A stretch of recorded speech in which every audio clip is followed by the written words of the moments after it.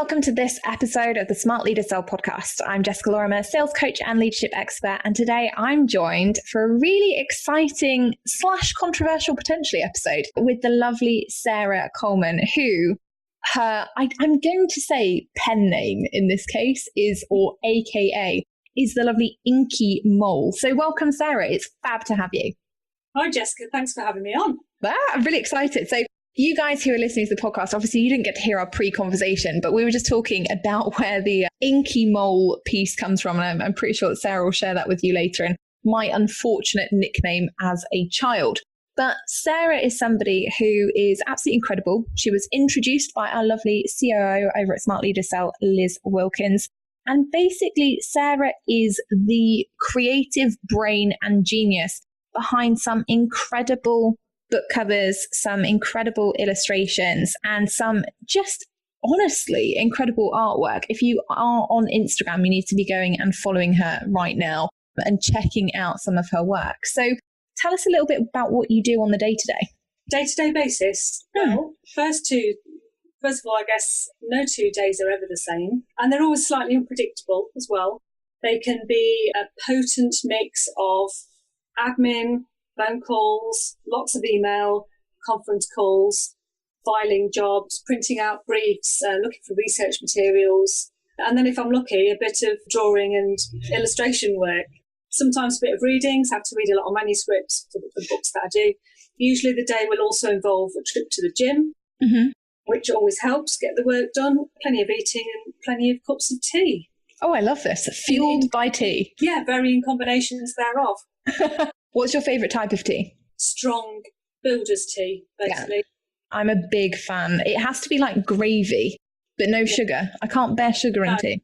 No, I don't like sugar either. Unless I'm feeling poorly or a little bit comfortable or a bit really, really quite stressed by something. Usually just good, really strong. It has to be decaf though. Ooh. Decaf, but builder strength. See, I told you we were going controversial. Decaf tea. Who knew it? But that's fabulous though, isn't it? And I mean, you've done some incredible things. So To Kill a Mockingbird is actually one of my favourite books. I remember reading it at GCSE because everyone does, don't they, at GCSE. And you have actually illustrated the book cover for To Kill a Mockingbird and Wuthering Heights, which has just released a brand new edition, hasn't it? That's right, yeah. The Mockingbird one that came out a few years ago, it was actually the 50th anniversary edition. That's fabulous. Published in the States. And it's been on the shelves for 10 years. I think it's just this year, just finally gone out of print. It's had a 10-year stint. Is it 10 years? Yes, perhaps 9 years, actually, 9.5 year stint. It was the version that goes into all the schools and the libraries, universities. So I couldn't really have landed a more widespread book, millions of copies printed. So that must have been scary. To know that you were doing the illustration for a book that was going to be in so many hands. No, I wouldn't use the word scary. I think the word I would use is I felt a great sense of responsibility because everybody has their own memory of what the book is about, what it means to them. They have their own vision of what the characters look like, and they may have associations of where they did it, whether it was school. They might have memories of studying it in college. So everybody's Mockingbird is different for them. So I had the responsibility of sort of giving a visual treatment to something which millions of people will have a certain sense of ownership over. And therefore the cover couldn't really be too prescriptive, which is why the silhouettes in the end were a good solution. And it couldn't really reinvent the wheel either. And then you balance that with not looking like anything that's gone before. So I think genuinely don't remember feeling scared. I remember feeling madly excited, followed by this real sense of responsibility to get it right. It's incredible, isn't it? I think we can often forget because creative work is something that I see tons of entrepreneurs who are really creative every day. And they are really, really invested in being the best graphic designers or the best web designers or the best illustrators or writers. The big problem, one of the big problems that I see, and obviously there are two. One is, do we charge for our work? And the other one is copyright. And I think that, when you take on a project like the To Kill a Mockingbird cover or the Wuthering Heights one that you've just done, which is beautiful, by the way, totally reminded me of that old Kate Bush song. I won't bore you with the rendition. Don't sing it. I don't think my soprano's that good. But, it's that kind of thing, isn't it? as entrepreneurs, as business owners, there is always this little bit of trepidation around, I really enjoy writing, drawing, creating. Should I be charging for it? And I've always been the person that's been like, yes, 100% yes, charge for it. But I think it'd be really interesting for listeners to kind of hear it from the horse's mouth, from somebody who's successfully doing that. Well, first of all, the obvious question to ask is this going to be something I want to do for a living? Because I've met many people for whom drawing, painting, creative work or creative output is their first love. But for them to turn it into a job or a career would be to destroy it. Yes. I've met other people who have, let's say, a modest talent or an average talent, a certain amount of skill, who desperately want nothing more than to make a career out of their creative work. And they really, really, really want it to be a job. In which case, you really have to weigh up what you want out of it, because certainly to be paid for the creative work that you do can and will change your relationship with it. And I think those are very personal decisions that you have to make. So once you've decided that you want to exchange your creative work for money, for currency, that then takes you into a different realm, and you almost have to become, if you like, slightly detached, slightly be able to stand slightly back from the work that you do and become completely objective, because ultimately it is a commodity that you're selling. So I think you have to decide whether you're the kind of person that is willing to embrace the idea that you are basically selling yourself, your skills first. And are you going to be comfortable with that? Are you going to be comfortable assessing your own, if you like, numerical worth by piece? If not, if this is something that you love, that you perhaps rely on for therapy or relaxation, winding down, it might not be something you want to become your hobby. For your career, because it is incredibly competitive. It's quite difficult to have it as a career that you just pick up and put down again or dip in and out of. It's like once you're on that horse and it's galloped off, you need to bloody well stay on it. It's going to be a bumpy ride, you know. So. But it is funny though, isn't it? Because I think, you know, I really agree with that sentiment. I mean, I was telling my boyfriend about this the other day, boring him to death endlessly, that when I was younger, I used to play the cello. And I was actually all right. I wasn't great at it, but I was all right at it. And I got to sort of like grade 6 or whatever. And they're like, right, you can go and you can teach people a cello if you do another grade and all this kind of thing. And I remember sitting there and being told to pick my GCSE choices. And my mum was like, pick music, because you can play the cello and you can play the flute and I can bash out a tune on the piano. And I remember saying, yeah, but then I won't enjoy it. I won't be able to play it anymore just because I like playing it. And it was one of those things I knew right then that music was never going to be a career for me, because I enjoy singing in my shower and in the kitchen, but I didn't want to be Beyonce. Yeah, that's good. Yeah, it's healthy that you have that conversation with yourself, because I think you can experience pressure to do the thing that you're good at for a job. And just because you can doesn't mean you should.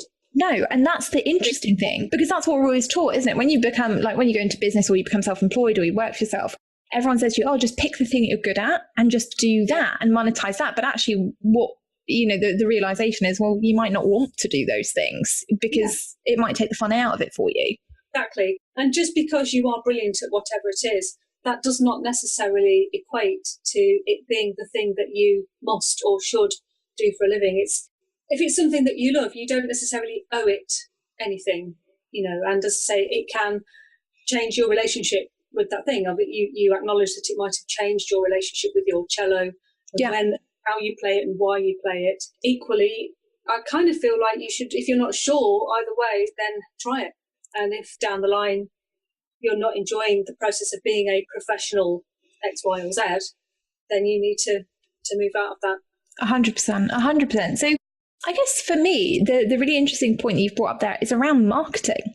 You know, once you've decided, okay, I'm going to go down this professional route of being an illustrator, writer, whatever, is actually that point that you made that was really practical around, well, you have to market yourself. You have to sell yourself. Now, you're somebody who's got, well, this is the thing though. We both looked at it and we're like, well, obviously. But for some people, that's a really difficult concept. I mean, you're somebody who's got over 400 book covers to their name. Yeah. You must have done an awful lot of selling in your time. It is constant, yeah. From the beginning of the degree, almost. Fantastic. We were told that you're selling. Our degree shows were pitched to us by our tutors as our shop window. And the selling begins, well, for me, it began months before the end of the degree show as I tried to reach out and start making contacts and working with people so that they would remember me after the degree and I would have somewhere to go, some people to liaise with when I left college. And from that point on, it's constant selling, because I can't speak for other industries because I have literally only had this one in my entire life. This is it for me. This has been my life's activity. But it is fiercely competitive and you can't really stop. You can become popular and you can become high profile. You can become kind of established and well known, but that doesn't necessarily mean that you can chill out. No. And just sit back. And that's an interesting thing, isn't it? I think people assume that once you kind of get to a certain level, everyone just comes and throws money at you. And the actual fact is like, that doesn't happen. It's funny because you become well known and people will talk about you. Yeah. But talking about you doesn't necessarily equate to paying you for anything. No, exactly. And I guess you spend a large part of the early part of your career aiming to become established and well known so that you are a kind of go-to. Yeah. And again, I'm speaking purely about my own profession. And then there will come a point where you're perhaps in danger of overexposure or saturation. I know that I did when I was just working on so many jobs at the same time. My colleagues were kind of cracking jokes with me saying, oh, come on, Sarah, save some for us. Or someone cracked a joke about being a human vacuum cleaner, sucking up all the jobs. And it was kind of nice and we're all laughing. But at the same time, there were little alarm bells ringing in the back of my head because I'm thinking, well, clearly you can't, this isn't sustainable. And art directors, being art directors, part of their role is to find the next interesting thing, the thing that's new and fresh. And so this is what I mean when I say you have to keep marketing and showing people what you're doing and trying to stay current and relevant and professional and up for it.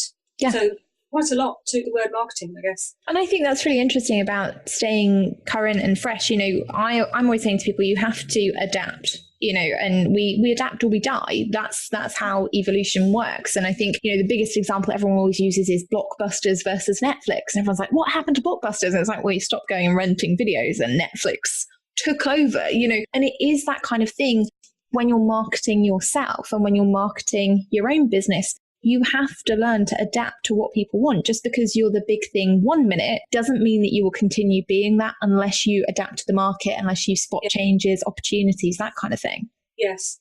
And that is one of the most difficult things to do because nobody likes to turn work down. And when you're busy and you're busy working on what's right now. Illustrators generally speaking, they tend not to get booked up too far in advance. The very nature of the work is it tends to be quite sort of now, next month.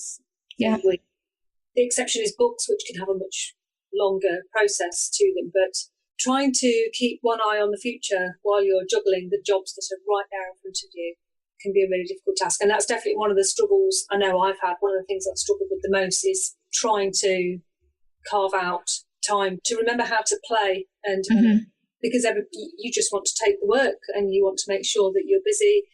The bottom line is we do have bills to pay.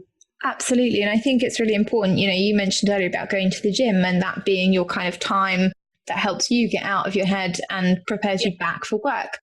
For me, it's beach. I live by the beach. I love going for walks by the sea. That's just my time to just zen and not think about anything else. It's not particularly hard, but you just have that moment. The time to do it is hard. Yeah. Yeah. Yeah, absolutely. Absolutely. Because you don't just sit at a desk all day and then be like, right, okay, I'm going to go to bed now and do that until you die. That would be a terrible, terrible life, But you have to go out there and you have to remember that whilst that job might pay you something for that one time, actually it might outweigh the cost of what you're trying to achieve overall. And I think that's the balance that sometimes we have to strike around, what work do we take away and what criteria do we use to judge that? Exactly. Yes. You hit on something interesting there because I think there's a kind of silent criteria that my partner and I have evolved over the years to choosing what work is done and what isn't done. And there are many boxes that need to be ticked or not ticked. And sometimes it's surprising the factors that will have you do a job and the factors which will have you say no. And it isn't necessarily to do with money or whether it's high profile. The timing can make a massive difference. Sometimes the tiniest jobs can be the most satisfying. Yes. And sometimes the really well-paid ones with the really long deadlines where you think this is going to be great, loads of time, loads of money.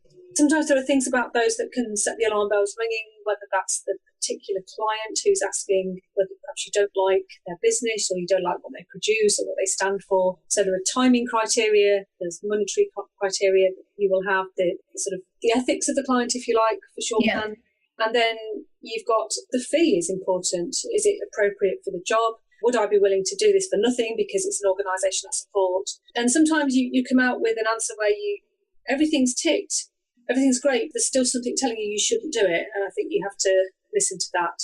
Yeah. And so developing the art of leaving some time for yourself is quite important, because otherwise I've definitely ended up in periods of time where I am just flat out and I start to feel like a human production line. And that's the point where you start to think, hang on a minute, my clients aren't paying me to be a machine. You know, if it starts to feel a bit less human, that's not what people come to me for.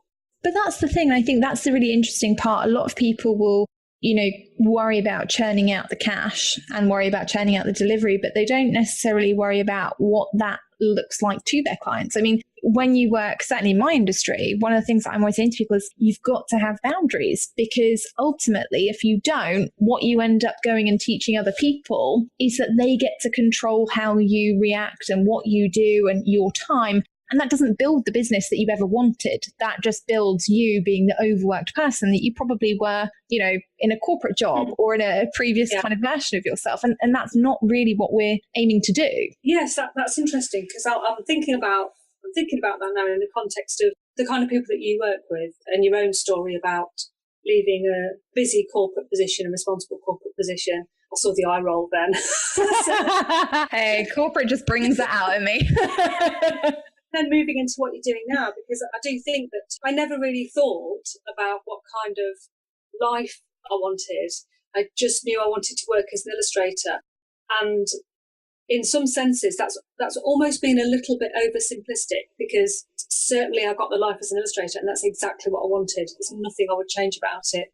But there have definitely been times when I've been forced to question the lifestyle itself. And then I think, well, hang on, you completely and utterly created this lifestyle. So when I'm working across time zones and I've perhaps started at 7 a.m. and then I'm still talking to people at 10 o'clock at night or working at 11 o'clock at night, I will be thinking, I'll be doing the usual kind of surface grumbling underneath and feeling a bit stressed by it. But then I will think, well, hang on, every decision you've ever taken has led you here. So sometimes it's been useful to have time for, have a review of that really and think, is this how I want it to be?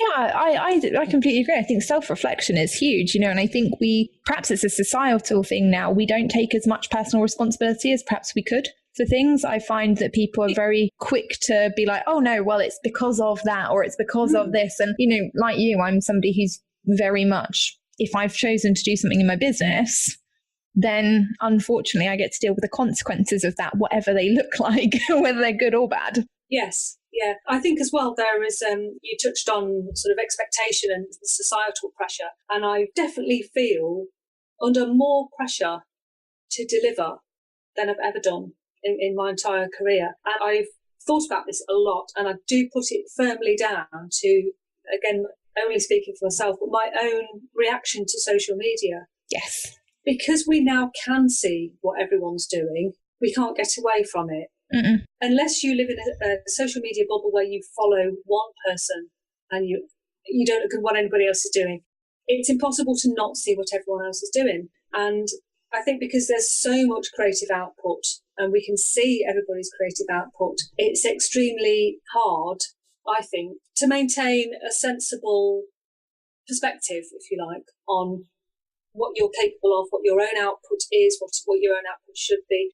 And hard to resist, I think, the temptation to over-deliver. Yes. Push harder. Absolutely. I would 100% agree. I think that there's a huge pressure to be so competitive all the time, because all we ever see on social media is other people doing really, really well. And so everything's perfect and everyone's like perfect penny. We think exactly. What we have to remember is we're all taught that we have to show our best sides. We put our Sunday best on when we do social media, generally speaking. So, it's interesting. I've kind of had to sort of laugh at myself a little bit for kind of becoming at times the sort of tired, nervous, slightly intimidated 14-year-old who's, I'm looking at the pretty girls over there with all the latest clothes on and the nice curly hair, not the straight hairline, and feeling some of those kind of feelings of uncertainty and insecurity. And that might surprise people from someone who's perhaps been doing it as long as I have and has the profile.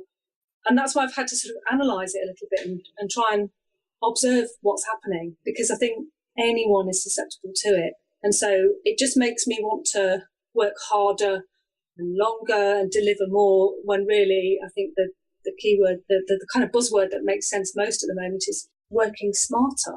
Yes. Yeah, 100%. I mean, I think it's insane, the amount of pressure. People often say this to me, oh, it must get easier as you get better known or as you start making more money or those kinds of things. And I'm forever saying to people, it actually doesn't, because the expectation then that you feel is greater. For me, we've just launched one of my signature programs, Cash Creation, and we put out the testimonials, and year after year, they get better and better and people get bigger results and it's great and we get more people and all this kind of thing. And every year, I panic because I'm like, oh my God, well, what if this year, what if people don't? What if we don't get the 98% success rate? What if we don't get the 100% completion rate? What if we don't get this? What if we don't get that? Because the more people you bring in, the more ability, the more opportunity there is for things to not work as expected. You're introducing more variables inevitably. And I think that it's good to have the honest conversation around actually, yes, some things do get easier. Having more money will make life easier. No question about it. That just is a given. But there are other things that come into play that perhaps don't go away or that perhaps get worse over time. Insecurity, sensitivity, things like people stealing your stuff, copyright infringement is a biggie, that kind of thing, that doesn't go away. And that can cause real problems. I mean, copyright in your business must be an absolute nightmare to enforce. It's becoming more noticeable when copyright is infringed. That's one of the positives of having an internet and having a social media network. Work is copied, borrowed, used without your permission, however you want to describe it. It's easier to pick up. Of course, it could be argued that because of the internet as at large, we entered a world where copying and mimicry and infringement is easier. Yes.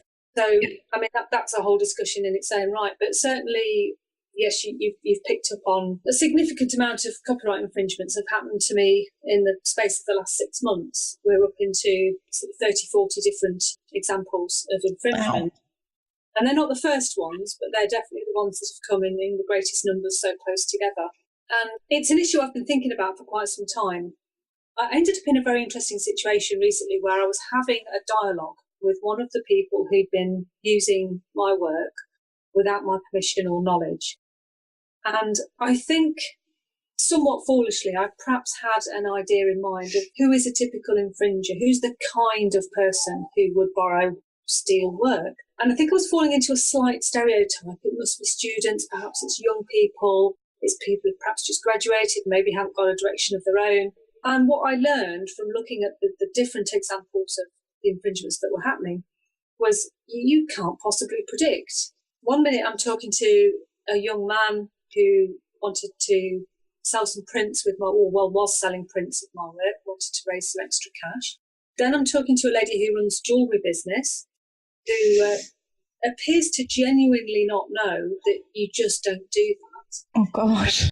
And she had made up a sample piece of jewellery with my work on it to show the client what was possible. And my question to her was, if somebody wants to buy that one, would you make it up for them? Yes, of course I would. Okay. And then I was having a separate conversation with a retired lady in the middle of the USA, 60-something-year-old lady, who was just trying to make some extra cash in her retirement. And again, we had a slightly bumpy start. She was rather rude, or almost to the point of hostile to begin with. But what I wanted more than anything was to have this dialogue, which we ended up having. And again, she just doesn't know. She genuinely did not know that you just can't do that. So that really set me thinking. The little conversations, the opportunities I had for dialogue had me thinking about what it means to own intellectual property and what it means for people who use it. So I've had to sort of do some serious thinking about that. It's a difficult conversation, I think, to have. We've had in the last year an awful lot of copyright breach. And when you reach out to people, some people do know, but they'll say, oh, I didn't realize that was copyright infringement, or I didn't realize that I was using your intellectual property. And, even to the point where people have used things word for word and they've said, oh yeah, but that's not copying your stuff. And I'm like, okay, what do you think that is? What have they been using? Give me some examples. So written content and content that perhaps they've paid for and then they've gone and tried to sell to somebody else under the guise of, we can teach you this and this kind of thing. And it is rife. I think it's unfortunate. But I think what helps is when people actually take action on it. I see an awful lot of people who really struggle and they'll say, oh, someone used my graphic and they just removed my watermark, or they, not watermark, the little logo at the bottom, or, they removed whatever I had on there. And I'll say, well, did you say anything? And they'll say no. And at that point, that's where we're letting go of the power to actually have the conversation. If you want things to change, you have to start being that change. You have to be the person that reaches out and says, hey, actually, it's great that you used my graphic. I'm really glad that you liked it. However, that was something that I created and therefore it's mine. It's not for public use, just generally. Yeah. I think it's not an easy conversation to have, but it's one that we need to be starting more often to perhaps prevent these kinds of instances. I completely agree. I think conversation and dialogue are becoming more and more important. It's more urgent that people talk and discuss, because it's so easy to fire off a hostile tweet, name and shame, call someone out. And I could very easily have done that, but then I wouldn't have learned who these people are, why they're doing what they're doing, and more importantly, I wouldn't have learned what their understanding of copyright is or is not. Of course, illustrators will earn their money through fees paid for the right to use an image. They don't pay for the images, they're actually paying us for the right to use that image. That's how the majority of our income is achieved. And from there, it goes on to be used again, which is how you get royalties and reuse, relicense fees. So once I explained to the people I managed to get a conversation with that my bills are paid through people like them and clients larger than them, let's say, paying me for the right to use that image. And that I think that was really important because it helped crystallise an understanding, I think, for a couple of them at least. I saw the penny drop that that's what they're actually buying. I don't sell copyright, very rarely. It all stays with me. And so I think it can be traced to a direct loss of income, however small or large. We've got people like Urban Outfitters have been caught red-handed. We've got, I think it's Zara caught red-handed. Wow. There's a list. There's a website. I'll try and find you the link after we've done this. Yeah, do. That would be so interesting. There's a website that's it's called something like You Thought We Wouldn't Notice.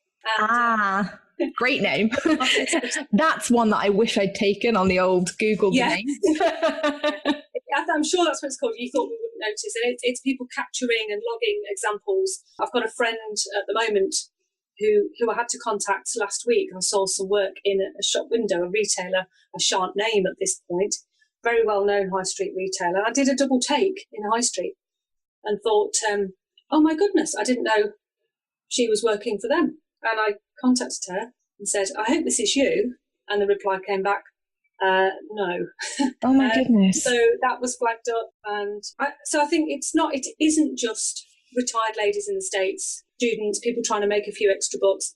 It's all the way through up to large corporate organisations who think they are above reproach, above the law even. And it just goes to show, this is the importance of checking your work and who has access to it. And, even if you're not an illustrator, for example, if you're somebody who has a strategic perspective, or you're going out, you're creating content, you're creating presentations, you're doing things, you need to be making sure that you're whitelisting that content if you want to be paid for it, and that you are checking the copyright if not, because otherwise that is going walkies. And, like you're saying, it is resulting in a direct loss of income, and that's not okay. What does whitelisting mean? So whitelisting, for example, is when you would take a piece of content. So say I created a training program and corporate company wanted to use it, but they wanted to put their own branding on it. Then I would say to them, okay, you can whitelist the content. So you can license effectively that content for a defined period of time or a defined number of employees. And you'll pay me X every year or every extra amount of employees to use it and brand it and train that within your organization. I see. A bit like a commercial license. Yeah, okay. That makes sense. It's a good one, and I think people don't always think about them, but it's just like if you've got a designer who's putting something on Etsy or on Creative Market or anything like that, you've always got to make sure that people are buying commercial licenses if they want to go and use it as a book cover or something. They can't just take it and, think, okay, that's fine, I'm just going to spatter all of my graphics or pens or whatever stationery with it, Honestly, thank you so much. Like, this has been so interesting. I am obviously now obsessed by your work, especially since Liz told me that people have actually had tattoos with your work on. Yeah, I've got a whole gallery. If you go to the website and click the tattoo link, you can see quite a few on there. Clearly going there. I'm like the most tattooed person. She says with 3 tattoos. 3 more than I've got. No, look. You can even see this one. Look. Oh, Look. That's nice. I'm just going to watercolour from here. Yes. So you guys on the podcast can't see it, but it's birds flying across my collarbone with watercolour in the background. They were particularly obsessed. I went on like Good Morning Britain and Piers Morgan was like, oh my God, you have a tattoo. And I was like, I do. It wouldn't take much to shock him though, would it? Let's be honest. No, unless I'd had his face on my collarbone. I think that might have got a bit of a start. Would you? Oh my goodness. No, I think the tattoos thing is interesting actually, because that's what, just to bring it back on topic briefly. That's one area where I don't care who uses what if they're putting it on their body. I'm not really interested in money for that. If you're brave enough to take one of my pieces of artwork and have it applied to your skin via hundreds of thousands of needle pricks, you get on with that. Because I've had people write to me out of the blue and say, hey, look what I did. Thought you might want to see it. And that's the one area where, like, you go for it. Do your thing. It's absolutely fine because it's totally non-commercial use. Go ahead. That's so interesting. I can't believe that people send them to you. I mean, if you ever had a really dodgy body part, I've got to ask. This is obviously going to play on my mind otherwise. Have I had? No. Well, that's good. The only thing that it's not quite the same, but I had one that maybe just my eyes just watered when I saw it. A lady, she was a really young girl, and she had a design that ran from just below her hip bone. Yeah. Just above the sort of side of her thigh. I'm gesticulating, audience. And it ran all the way up here. Oh my goodness. That side of the boob, covered her whole body. And it was one of my really busy pencil drawings full of little tiny sad faces. Oh my goodness. And she was so young and she covered this huge area of her body. And she'd only just had it done. It was red raw. It was still... and they take hours. They had to be like 8 or 9 hours just sat there. So it wasn't that it was a dodgy body part. It was just the sheer commitment of it. Wow. Congratulate her on her break. That's fabulous. Whoever you are a hero. That is I can't remember insane. I was well impressed. Yeah, that is amazing. Well, honestly, thank you so much. Honestly, the conversation today has been absolutely phenomenal. But where can we find you? Because obviously, I'm going to be waxing lyrical about your prints and things, and we will all be buying them from you as opposed to from some dodgy old lady, however nice she may be.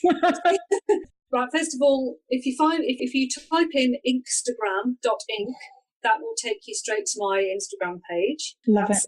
Inkstagram.ink, and then my main website is InkyMole.com. If you want to find me on Twitter, I'm just at InkyMole on Twitter as well. And I'm on Facebook, but Facebook is a sort of bit of work, bit of home, bit of food, bit of, strictly a work profile. No, I think Facebook is just the bane of the life anyway, so it's not a problem. it's just the devil put it there to lower us all work. Absolutely. Constant scrolling. Love it and hate it in equal measure.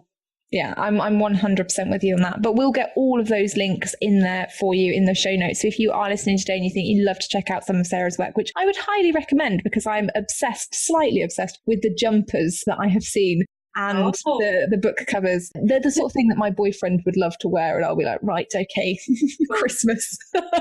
Yeah, exactly. So make sure if you are interested and intrigued in checking out Sarah and all of her phenomenal work that you head over to her Instagram account, her website, and obviously over on Twitter as well. Thank you so much for today's episode. It's been amazing. And obviously, please come back. Please do another one. I will. I'll book you in. For another 2 hours. Yeah, no, I might get you in again and again and again. So Scott, podcast producer, just make sure that that's in the notes. Like, we will have Sarah back because we like her a lot. And obviously, if you guys have enjoyed listening to today's episode as well, make sure that you subscribe so you don't miss any of them. Hit the download button. iTunes likes it when you leave us a review. So if you thought the conversation today was pretty interesting, then, give us 5 stars. That would be great. If you're going to give us anything less than 5 stars, please don't, because iTunes doesn't like that and it makes me sad. So be great if you could avoid those.